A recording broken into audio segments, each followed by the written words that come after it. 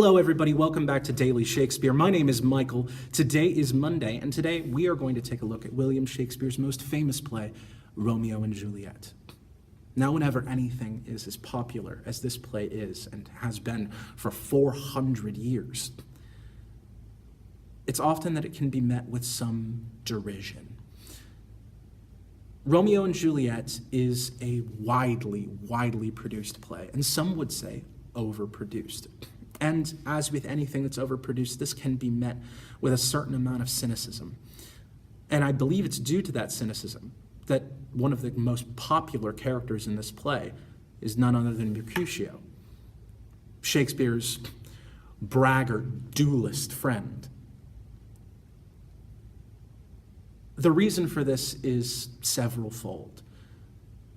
I don't remember ever being told the plot of Romeo and Juliet, but I always remember knowing it. I remember seeing it in cartoons and television shows and films.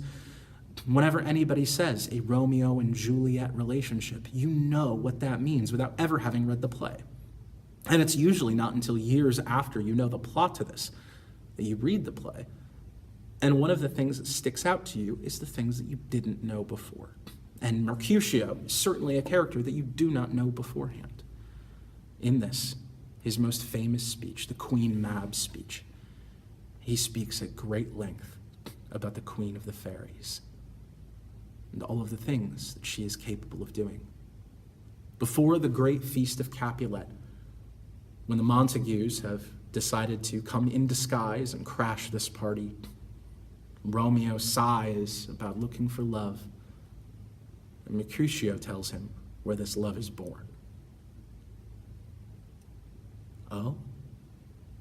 Then I see Queen Mab hath been with you. She is the fairies' midwife, and comes in shape no bigger than an agate stone on the forefinger of an alderman, drawn with a team of little atomies athwart men's noses as they sleep.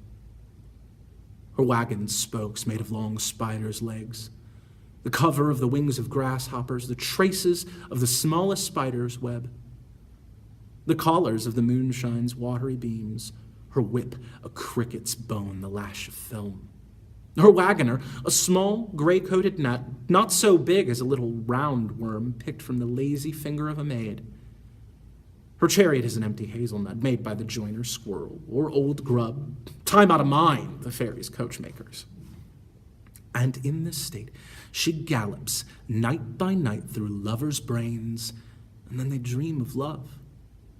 Or courtiers' knees that dream on curtsies straight, or lawyers' fingers who straight dream on fees, or ladies' lips who straight on kisses dream, which oft the angry Mab with blisters plagues because their breaths with sweetmeats tainted are. Sometimes she gallops over a courtier's nose, and then dreams he of smelling out a suit. And sometimes comes she with a tithe pig's tail, tickling a parson's nose as he lies asleep. Then dreams he of another benefice. Sometimes she driveth over a soldier's neck, and then he dreams of cutting foreign throats, of breeches, ambuscados, Spanish blades, of hilts 5 fathom deep.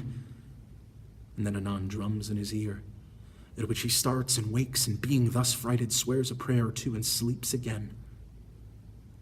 This is that very Mab that plats the manes of horses in the night, and bakes the elf locks in foul, sluttish hairs, which, once untangled, much misfortune bodes.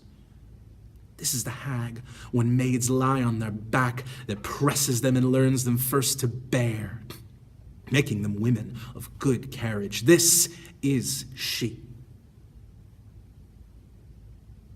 Well, that's all the time that we have for today. Thank you so much for joining us. As always, there's a comment section below this. That's a great place for any questions, thoughts about the show. I would love to hear from people.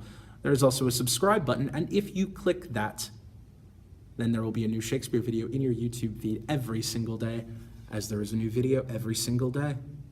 Until tomorrow, cheers.